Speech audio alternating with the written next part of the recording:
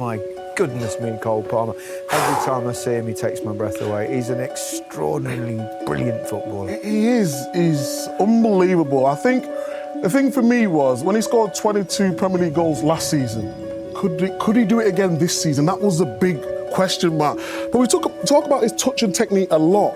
We don't talk about his movement enough. I think the timing of his runs are brilliant. Everything he does, he's just effortless in the way he does it. When we talk about the brains of footballers, he's just so ahead. He's just a joy to watch. When he left Manchester City, I was thinking he's a very good player, but now he's showing how good he is. We talk about the weight of the pass and holding your run. He's got everything. Development, games, exposure at the highest level, right? Producing at the highest level. Saka's top, don't get me wrong. Palmer's top. I'm paying to watch Palmer over all of the young English players right now, because of what he does. Last season, I was a little bit reticent to say he was the best player in the Premier League. I actually felt he was, but the fact Chelsea hadn't had such a great season, and I ended up going for Foden just above him, and most people thought the same because Foden got, I think, the 2 Player of the Year awards, but inside me, I felt like he was the best player in the Premier League. And on the back of last season and this season, if he carries on this again through this season, I think he's the best player in the Premier League. I do. Because you think he's not playing with the absolute elite at sort of Manchester City. He's obviously moved on from there. And when I look at him now, and I think of the last player who I classed as the best player in the Premier League, who didn't play for one of the teams who were maybe going for the title, I don't think Chelsea will be doing that this season, was probably Gareth Bale. Different type of player, more athletic Gareth Bale. But for a couple of years at Tottenham, he was the best player in the Premier League, even though his team was sort of just a team battling for Champions League, as Cole Palmer's will be. But I go back to the consideration with Phil Foden. I actually feel a little bit for Phil Foden. He's never really grabbed that England position. You're talking about the national team, and players have come from nowhere and almost took his place. So at one stage it felt like he was going to be the right winger for England, and then Saka comes in. Then it's okay, he's the number 10. Jude Bellingham comes in. And then you think, okay, we'll get Foden in the team somewhere left-footed.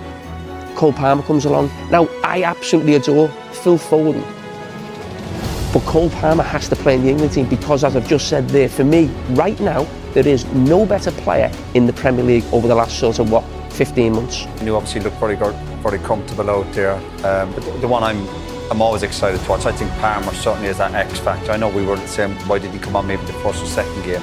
But when he came on, every time he gets the ball, you think something's going to happen.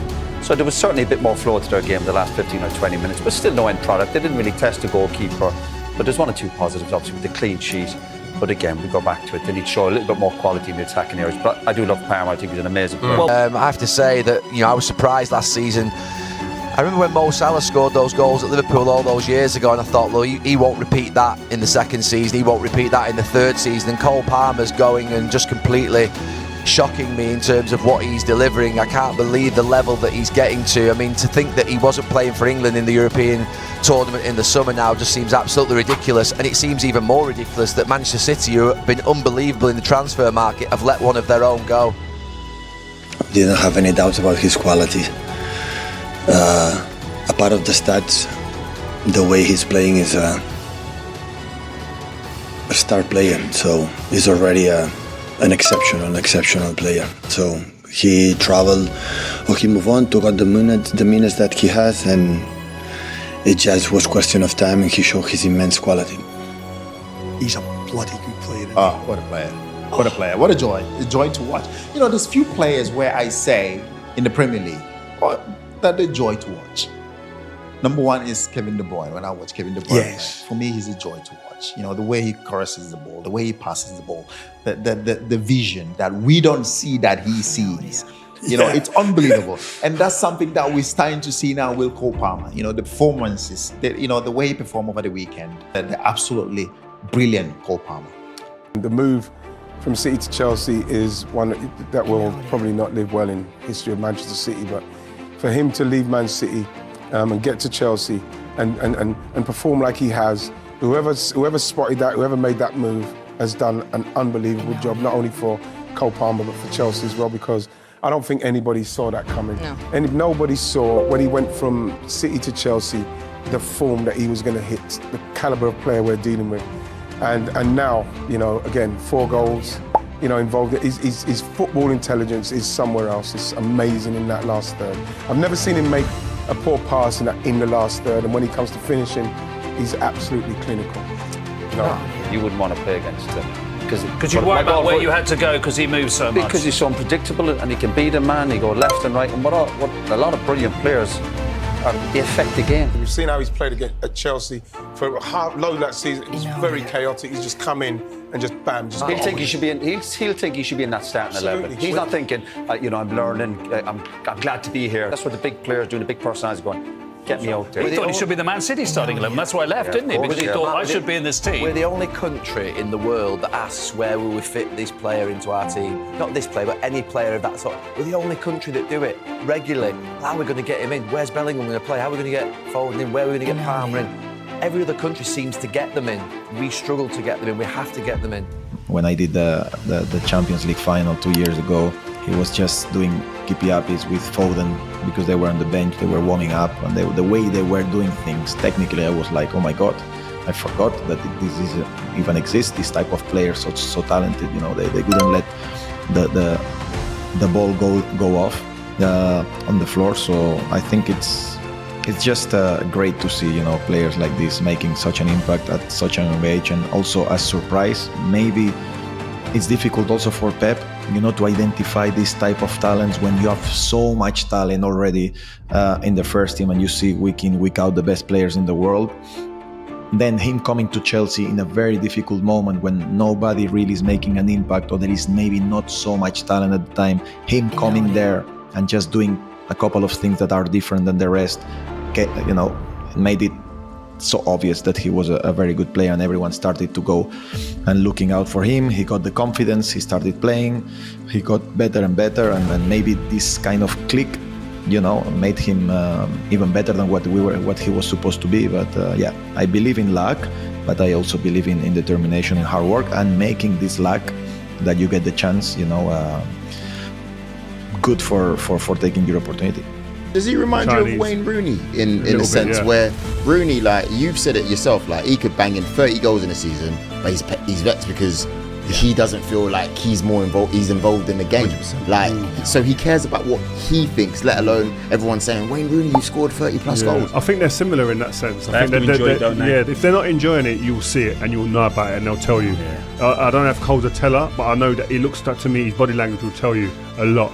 Yeah, you have to enjoy the game more than the outcome. Yeah. So in terms of you put him on the wing and he scores 30 goals. If you said to Cole, probably play on the wing and you score 30, you have less ball, or you stay inside and you score 15, and then you create the same amount of opportunities, but you get on the ball a lot, he'd probably say, yeah, give me the ball. That's crazy.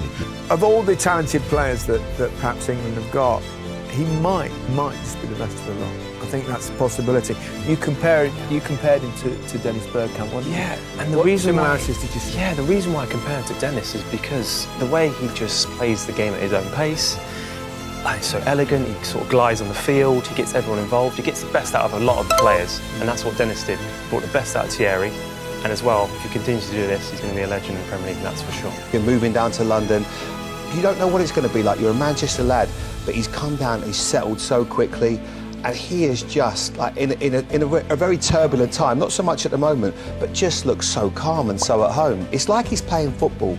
You know when you see like when you go to the power leagues or the goals, and you're playing with your mates, and there's always someone much better than anybody else, and they're doing a few flicks and tricks. That's how he's playing Premier League football. And there always used to be players like that, but there's not many now that play with that freedom. I just can't get enough of watching him play football.